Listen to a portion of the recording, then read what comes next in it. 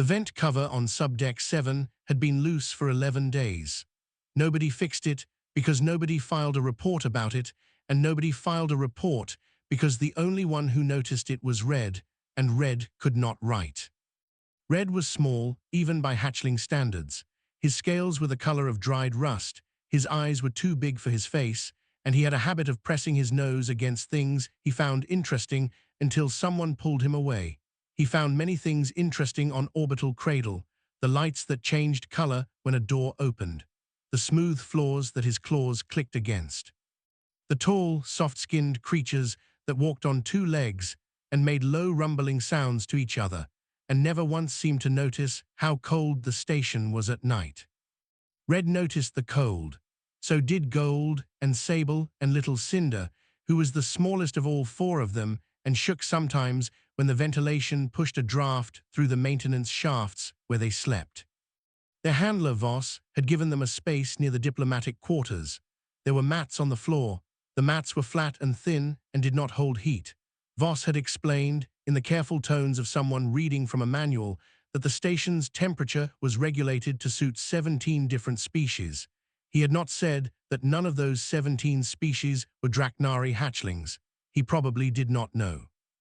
Voss was organized and serious, and spent most of his time apologizing to council members for things the hatchlings had already done. On the 9th night aboard the station, Red found the loose vent cover while following a smell. The smell was warm. That was the only way his mind could put it. Not hot like engine output or sharp like food. Warm in a soft way, the way sunlight felt on home rock in the early season. It came from somewhere deeper in the shaft, and Red followed it without thinking, the way hatchlings follow anything that seems like it might be good. He found a grate at the far end that looked down into a small room. A human was inside, already horizontal on a raised platform, and over her was a large, thick, dark blue covering that rose and fell with her breathing. Red stared at it for a long time. He went back and got the others. Gold came because Red described the smell and Gold trusted Red's nose. Sable came because she always came when Gold did. Cinder came because she did not want to be left alone in the shaft. They all looked down through the grate. The blue covering was the most interesting thing any of them had seen since they left home. It was soft-looking in a way that made Sable's claws flex without her meaning them to. It was large enough to wrap around all four of them with room left over, and the warmth coming off it was real, not imagined, real. Gold looked at the vent panel on the far wall of the room below. She looked at Red. Red looked at the panel. They had already learned, from several previous adventures, that station vent panels were held by two screws on one side and rested loose on the other.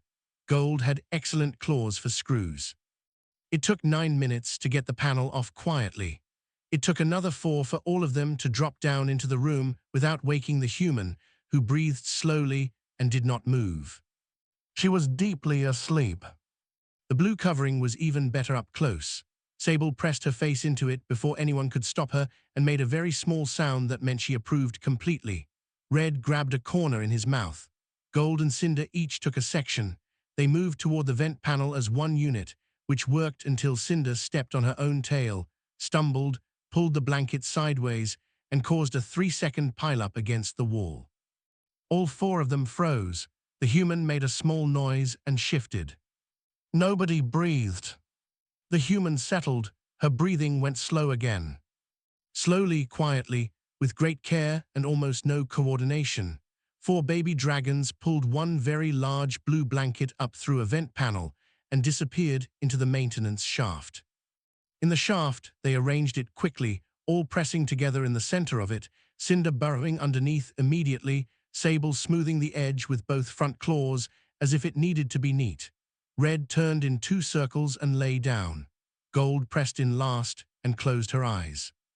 The warmth held. Below in the room, the human rolled over, reached for the covering that was no longer there, found nothing, frowned without waking, and pulled her knees up instead. In the morning, she filed a maintenance request. It said, blanket, blue, large, missing, last seen on bed. The station system logged it as unlocated and moved on. In the shaft, 4 hatchlings slept past second shift, past third shift, past morning announcements, and well into afternoon. Cinder snored quietly. Sable had arranged the blanket so that all 4 of them were covered edge to edge. Red did not move once. They had been cold for a long time. They were not cold now. 7 days later, Warrant Officer Dara Osai had lost 4 blankets and her patients, in that order. She was not a person who lost things. Her quarters were organized in a way that her colleague Bodo called unsettling and that she called basic. Her reports were filed early. Her tools were returned to their proper place. She had been on orbital cradle for 8 months without losing a single item. And yet 4 blankets gone. Not misplaced, not in the laundry rotation, not under the sleeping platform or behind the storage locker. Gone, as in no longer on the station, or at least no longer anywhere the station's inventory system could find them. She had submitted 3 separate reports. Maintenance had come twice. The environmental system had been checked for rogue cleaning drone activity. Bodo had offered the theory of fabric dissolution, which was not a theory, and then the theory of micro-wormholes, which was also not a theory. Dara had sent him away both times. She was now sleeping under a grey utility sheet that crinkled when she moved, and she was not happy about it. Down the corridor, in the science wing, Dr. Nara Solis was happy about almost everything. That was how she was built. She had come to Orbital Cradle to study cross-species behavior during the Draknari Cultural Exchange Program, and the program had provided her with more material than she could process. She had 17 active observation logs. She had not slept a full shift in 3 weeks. She was delighted. She had also noticed something. Solis knocked on Dara's door during the second rest period with a data pad in one hand and an expression that meant she had found something and intended to share it immediately. Dara opened the door, still holding the incident report she had been updating. "Your blankets," Solis said. "What about them?" "I think I know where they are." Solis held up the data pad. On it was a timeline, dates of blanket disappearances mapped against logged movement data for the Draknari hatchlings in the Deck 7 corridor. The lines matched almost exactly. "They have been active near your section every night something went missing. I checked the vent access points, and there is one outside your quarters that has a loose cover. I believe they have been using it." Dara looked at the timeline. She looked at the vent diagram. She looked at Solis, who was barely containing her excitement. "Why?" Dara said flatly. "I don't know yet. That's what makes it interesting." Dara did not find it interesting. She found it exhausting.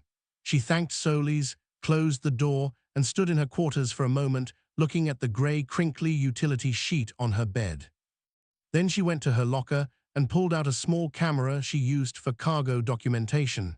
She set it on the shelf facing the bed. She checked the angle. She went to sleep under the utility sheet, which crinkled every time she breathed. In the morning, she watched the footage. She watched it once quickly and then sat very still. Then she watched it again from the beginning. At 2:14 station time, the vent panel on the far wall pushed inward from behind. A small rust-colored snout appeared, sniffed twice, and then a whole hatchling climbed through, short, compact, moving with the careful overconfidence of something that believed it was being quiet. Then a second hatchling appeared in the doorway of the vent, watching the corridor. Then a third came in and immediately went directly to the bed with her eyes fixed on the grey utility sheet like it was a personal gift. Then a fourth came through and immediately tripped over the first one, causing a brief tangled pile near the vent before they untangled themselves in silence. The biggest one grabbed the utility sheet in its mouth. The quiet one folded herself into the edge of it. All 4 of them moved toward the vent together, with the sheet trailing behind them, slowly, coordinated. Actually surprisingly organized until the smallest one stepped on the sheet, fell sideways, dragged 2 of the others with her, and they spent a moment flattened against the wall while Dara in the bed stirred and then went still. Then they got up, got the sheet sorted, and left through the vent. The whole thing took 6 minutes. Dara watched it a third time, then she put the camera away. She sat for a while. There was a very obvious thing to do which was reported to Voss, who was the Draknari liaison and technically responsible for the hatchlings. That was the clear, correct, sensible thing. She got up and went to her storage locker instead. At the very back, behind her spare uniform and her toolkit, was a heavy thermal blanket she had brought from home. It was deep red and thick, and she had been saving it for when the station's environmental system had one of its seasonal recalibrations, and the temperature in the crew quarters dropped by 6 degrees for 3 days. She put it on her bed. She went back to sleep. In the morning, it was gone. Dara stared at the empty bed. She pressed her fingers to the spot where the blanket had been, then she looked at the vent. The vent cover was slightly crooked, as if it had been pushed back in a hurry. She filed a 5th maintenance report. Item, thermal blanket, red heavy, last seen on bed, possible vent access issue on the east wall, please inspect. The system logged it, nothing happened. Dara made herself a drink, sat down, and thought about 4 baby dragons and a stack of her blankets somewhere cold and dark in the maintenance shafts. She did not report it to Voss. Not yet. It was Cinder who gave them away. Not through the camera footage, which Dara had kept to herself. Not through a noise complaint or a maintenance log or any of the official channels that Voss checked every morning with the quiet dread of someone who expected bad news and was rarely disappointed. It was Cinder, small and dramatic and deeply proud, who began dragging a corner of the blue blanket into the main corridor of Subdeck 7 during the day.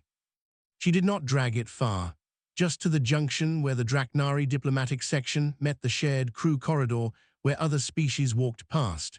She would sit beside it with her tail wrapped around it, watching everyone who passed. If someone looked at the blanket, she lifted her chin. If someone stopped, she placed one claw on the edge of it firmly. Solis, who watched everything, documented this on day 2 and went looking for a reference in the Draknari Cultural Archive. She found it on day 3. Young clutch members displaying nest materials to neighboring parties was a traditional signal of group stability. It meant the clutch was settled. It meant they had enough. It was, in its own way, an announcement. Cinder was telling the whole corridor, "We are fine, we have warmth, we have a good nest, we are not to be worried about." Voss saw it on day 4. He stood at the corridor junction for a long moment, staring at Cinder and the blanket corner and the very familiar dark blue pattern of the fabric. His expression did not change because Voss had spent 15 years in diplomatic work and had trained his face into stillness, but something behind his eyes moved. He went to find Dara. He found her in the logistics bay checking cargo manifests and looking like she had not had enough sleep, which was her default state. He stood in the doorway with his hands clasped behind his back and asked if she had a moment for a formal discussion. Dara looked at him, she looked at the door, she set down her manifest. "You found out," she said. "I found out," he said. He gave the formal apology standing up, which was apparently required. It was long and detailed and included 3 references to Draknari juvenile behavioral protocols and 1 reference to the Galactic Council's policy on interspecies property incidents. Dara let him finish. Then she asked her question. "Are they warm?" Voss stopped. "I'm sorry. The hatchlings, when they sleep, are they warm?" He was quiet for a moment. The stillness in his face shifted into something harder to name. "They appear to sleep more soundly than they have since departure," he said. His voice had lost the formal edge. "The journey from the Draknari system takes 31 days. It is cold transit. Hatchlings in their first year are sensitive to temperature drops. The station's regulated environment is not." He paused. "It is not calibrated for young ones." Dara nodded slowly. She thought about the camera footage, the way Sable had pressed her face into the blue blanket before they even started moving it, the way Cinder burrowed completely underneath, the way all 4 of them settled within 30 seconds of lying down, like something in them finally stopped bracing. "Show me where they are," she said. Voss brought her to Subdeck 3, to a maintenance alcove behind a secondary water recycling unit that no one used anymore. The alcove had a grate that could be pushed shut from inside. It was warm near the recycling unit, which ran a low heat cycle through the night. Inside the alcove, piled together in a nest, were 4 baby dragons and 11 blankets. Dara counted them twice. 11. She had only reported losing 5, which meant they had found 6 others from somewhere else, and she did not want to know the details. The blankets were layered in a way that was actually quite careful, thicker ones on the outside forming walls, softer ones in the center, and the 4 hatchlings curled in the middle with their tails overlapping. Red was on his back with all 4 legs in the air. Sable had her face tucked under Gold's wing. Cinder was completely invisible somewhere under the layers. Dara stood at the entrance of the alcove for a while without speaking. Then she said, "This room isn't properly insulated. The recycling unit heat only reaches the front section. The back wall is cold. In about 4 weeks, when the station does its environmental recalibration, the whole deck drops by 6 degrees and this unit runs a reduced cycle." Voss said nothing. He was watching her. "They can't stay here," Dara said. "There's a storage room on deck 7 that's been empty for 2 months. It's small, but it has independent temperature controls and a sealed floor." She turned around. "I want them moved into a proper space. You're going to help me get the materials to set it up, and we are going to do this quietly and without a council meeting about it, because if this becomes a diplomatic discussion, it will take 6 weeks, and the recalibration is in 4. Voss looked at her for a long moment. Then he said, carefully, "You knew about them for some time before I came to you." "Yes." "And you did not report it?" "No." He was quiet again. Then, with great precision, he said, "Why?" Dara glanced back at the pile of sleeping hatchlings. Red had rolled sideways in his sleep and was now pressing his face into the blanket the same way Sable did, with total commitment. "Because they weren't hurting anything," she said. "They were just cold." She walked back toward the corridor. "I'll start on the room tomorrow. Come by at second shift and bring whatever insulation materials you have access to, and Voss," she stopped without turning around, "tell Cinder she can keep the blue one." Voss stood alone in the maintenance corridor for a moment after she left. Then he looked back at the alcove. Cinder had surfaced from under the blankets just enough to show the top of her head. Her eyes were open, and she was watching him with an expression that, in a creature with more years on her, might have been smug. He turned and walked away before she could see that he agreed with it. Admiral Hewitt found out the way he found out most things that happened on Orbital Cradle. Someone told Bodo, and Bodo could not stop talking. Bodo had been recruited by Dara to help carry insulation panels to Deck 7. She had told him only that she was setting up a temp-controlled storage room. He had helped for 2 shifts, asked no questions, and then on the 3rd shift, he had followed the hatchlings back through the corridor to see where they went, and now he knew everything and had told the Admiral over a meal in the crew hall. Hewitt listened to the full story without interrupting. When Bodo finished, the Admiral sat back and was quiet for a moment. Then he smiled, which was the expression his crew had learned to be slightly nervous about. "She retrofitted a habitat room," Hewitt said. "Yes, sir. Unofficially." She didn't file a single request. She traded 2 spare power regulators with someone in engineering for the insulation panels. "I don't know how she got the temperature unit, but it's in there and it works." "How long did it take her?" 4 days. Hewitt nodded. He was still smiling. "What does Voss say?" "He helped carry things." The Admiral was quiet again. Then he pulled out his own data pad and began writing something, and Bodo had the distinct feeling he had just handed this situation to someone with more reach than he intended. Hewitt did not call a formal council session. He sent a personal note to Council Observer Rel, who was the station's appointed representative of the Galactic Council and who had been aboard for 3 months, sending regular reports back to their home system. He framed the note simply. Something had happened that Rel might find relevant to their observations on human behavior, and if they were free, a brief conversation might be useful. Rel was always free for observations on human behavior. They were, in fact, the reason Rel had requested the posting in the first place. Rel's people communicated through a combination of light pattern shifts across their outer membrane and a translation device they wore on one of their upper limbs.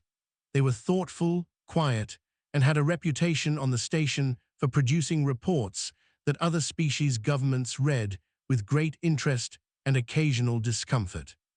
They met with Hewitt in a small room off the observation deck.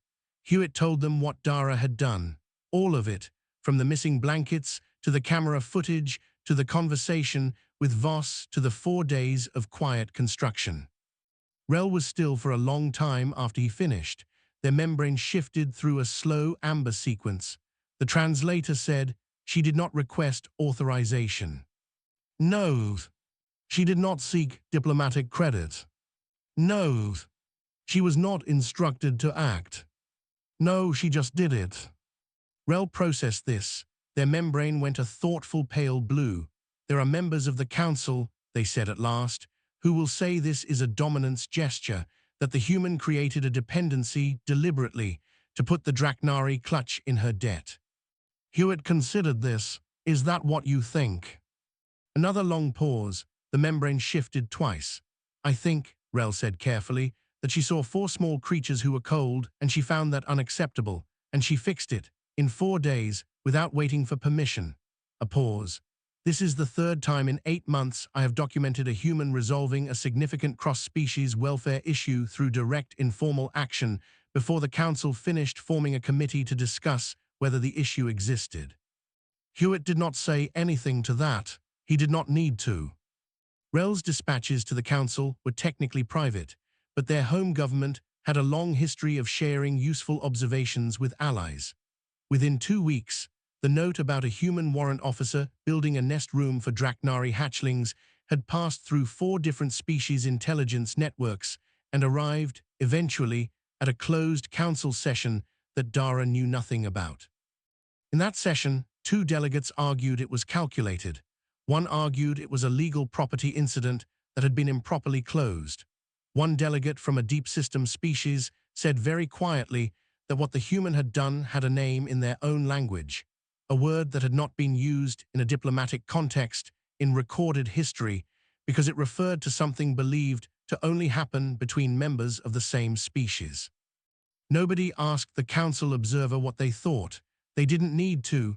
Rel had already sent the dispatch.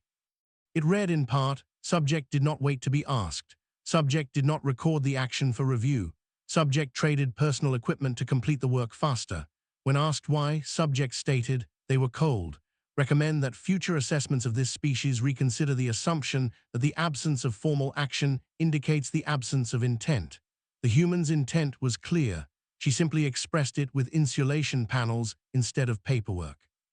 On Deck 7, at the moment this dispatch was being read by 7 different governments, Dara was in the new nest room trying to get Cinder off her back. Cinder had decided that Dara's shoulders were a good vantage point and was gripping them with all 4 claws while Dara attempted to finish attaching the last temperature sensor to the wall. I need both hands, Dara said. Cinder tightened her grip. I will set you down. Cinder made a sound that suggested this was not going to happen. Dara sighed and reached up with one hand and finished attaching the sensor one-handed while a small dragon sat on her shoulders and supervised. The room's temperature held at exactly the right degree. All 4 hatchlings would sleep well that night. Dara had no idea the galaxy was paying attention. She would not have changed anything if she had. 3 weeks after the nest room was finished, Voss came to find Dara during her evening off. She was in the small crew lounge at the end of Deck 7, working through a stack of logistics reports she had been putting off for 6 days. The lounge was empty at that hour. The lights were low. Voss stood at the entrance for a moment before she noticed him. Come in, she said, without looking up. Sit down if you want. He sat across from her with the posture of someone who had something prepared. She set her reports down and waited. I wanted to explain something, he said, about what you did, what it means from our side. Dara did not say anything. She had learned that Voss needed room to get to the point. Among the Draknari, he began, a clutch's nest is not just a place to sleep. It is the center of what the young ones know themselves to be. A good nest means the clutch is stable. It means they have people around them who can provide. When a clutch's nest is threatened or cold or wrong, the young ones carry that with them. It takes time to settle out of them. He paused. Our hatchlings have not been fully settled since they left the homeworld. Dara was quiet. The one you call Cinder would not eat full portions for the first 2 weeks, Voss continued. Red slept too lightly. Sable did not engage with enrichment activities at all, which is unusual for her. Gold overplanned everything, checking routes before moving through any new space. He looked at the table. These are stress behaviors. We documented them. We were managing. But Dara said. But they resolved, all 4 of them, within days of the new room being ready. Red sleeps deeply now. Cinder's portions are normal. Sable has disassembled and rebuilt the temperature unit cover 3 times for enjoyment. He almost smiled. They are themselves again. Dara looked at her hands. There is a concept, Voss said, that does not translate perfectly into Galactic common. The nearest version would be Hearthkin. It describes a being who is not of the clutch by blood, but who has acted for the nest as though they were. It is not a small thing. It is not a casual title. He looked at her directly. The hatchlings have begun using a specific gesture toward you. You may not have noticed it. When you enter a space, they orient to you before they orient to anything else.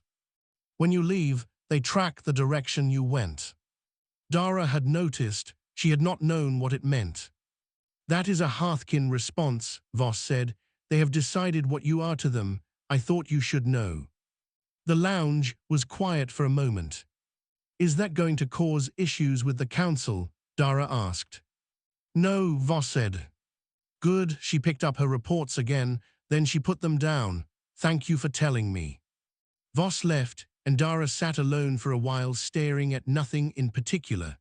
Then she got up and walked down the corridor to check on the nest room before her own rest cycle. She did this every night now. She would not have admitted it was because she wanted to.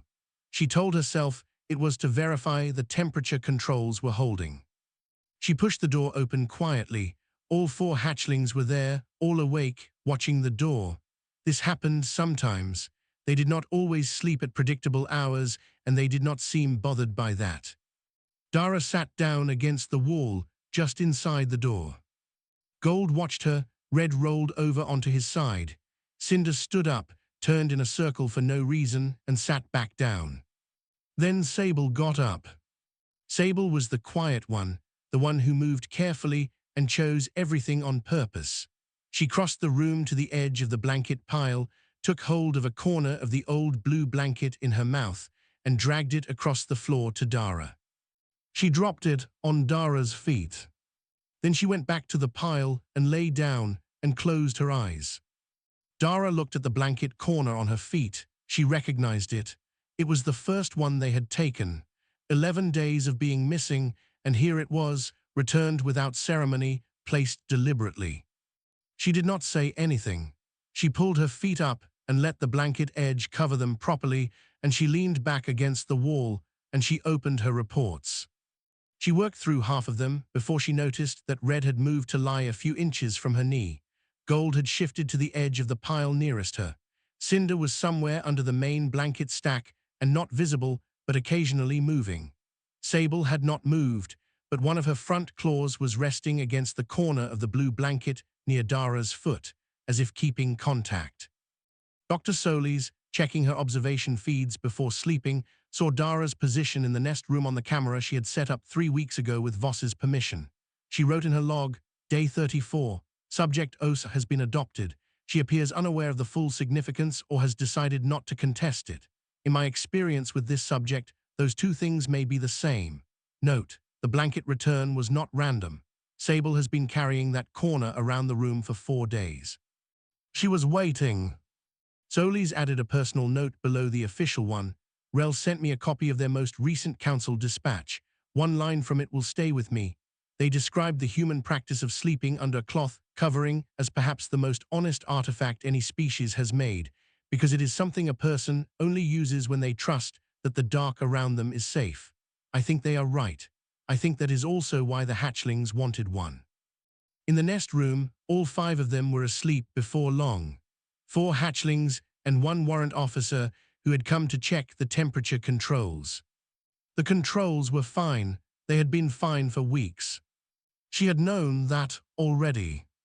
On the last day of the Draknari exchange program, Voss came to Dara's quarters at the start of first shift and asked her to come with him. He brought her to a small meeting room in the diplomatic section that she had never been inside. It was plain and low-lit, and had the feel of a space that was used for things that were meant to be private. Voss was there. The 4 hatchlings were there, arranged in a row with the specific stillness that meant they had been told to sit still and were trying very hard. And standing at the back of the room was an older Draknari she had never seen, who had arrived on a courier ship 2 days ago and had not been introduced to anyone in the general crew. Voss said, "This is Senior Denelda Orath. She traveled from the homeworld specifically for this." Dara looked at the elder. The elder looked at her with eyes that had seen a great deal over a long time. Voss continued, "Among our people, when a Hearthkin bond is recognized by a clutch, the Denelder of that clutch line may choose to formalize it. It is not required, it is not political, it is personal." He paused. "Elder Orath has chosen to." The elder stepped forward and placed something in Dara's hands. It was a flat disc of dark red stone, small enough to close a fist around. Carved into its surface were 4 sets of marks, one for each hatchling, layered over a 5th mark in the center that was different from the others, older looking. Voss said, "In our language, the marks translate roughly to, 'You are held in our warmth.' It means the clutch considers your well-being part of their own. It is the same phrase a nest parent receives." He was very carefully maintaining his formal posture. "It is not given lightly." Dara held the stone and looked at it for a long time. She was not a person who made speeches. She said, "Thank you." She looked at the elder when she said it, and then at the 4 hatchlings in their row who were watching her with large eyes and visible restraint, and she said it again, quieter. Then Cinder broke from the row and launched herself at Dara's legs, and the ceremony was essentially over. Bodo, who had been standing in the open doorway because no one had told him not to, watched Dara try to extract Cinder while also keeping hold of the stone disc and maintain some dignity. He was quiet for a long moment. Later he told people he had something in his eye. He maintained this for the rest of his career on the station. That evening, the hatchlings were back in the nest room. Dara walked down the corridor with the stone disc in her pocket, touching the edge of it with her thumb without thinking about it. She reached her quarters and stopped. She stood at her door for a moment. Then she left it unlatched. She was not sure why she did this. She had already said goodbye. She had stood in the docking corridor in the afternoon and watched the departure preparations with a face that showed nothing, and Red had pressed his nose against her palm twice before Voss called them into line, and Sable had looked back at her 3 times from the ramp, and Cinder had to be physically carried aboard because she kept turning around. She was sure they were asleep on the transport by now. It was a long journey and they would want to sleep, and they had their own blankets, the ones she had packed in Voss's cargo last week, new ones, thick and soft, enough for all 4. She went to bed. She lay in the dark and listened to the station making its small nighttime sounds. Somewhere after midnight, she got cold and reached for her blanket. Her hand found nothing. She opened her eyes. 4 hatchlings were arranged in a pile on the floor beside her bed, and between them was her blanket, which they had clearly taken while she slept. Red was on his back. Gold had her eyes half open and did not pretend to be asleep. Sable was curled tight. Cinder emerged from the edge of the blanket pile just far enough to look at Dara with an expression that dared her to have a problem with this. They had not left. Dara sat up.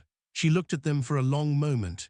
Then she got out of bed, sat on the floor, and pulled the edge of her blanket over her own legs. They shifted and arranged themselves around her without discussion, the way they always had, each of them finding the angle that fit, and within a few minutes they were all settled, and Dara leaned her back against the side of her bed and closed her eyes. This was how Bodo found them in the morning when Dara missed first shift muster and he came to check. He stood in the open doorway and looked at 5 sleeping shapes under one large blanket, the hatchlings arranged around the human like they had been doing it their whole lives, which in some sense now they had. He took a picture. He told himself it was for documentation. Rel, in their final dispatch before departing the station 2 weeks later, wrote about the image when it passed through crew channels. They described it without interpretation, the way they described everything, and ended with, "The human did not conquer the unknown. She warmed it, and in return, the unknown came back to sleep beside her. I do not know what conclusions the Council will draw from this. I know what I draw from it. There are things that require no translation." The stars outside Orbital Cradle burned cold and ancient and impossibly far, and on Deck 7, for one more night, nobody was shivering.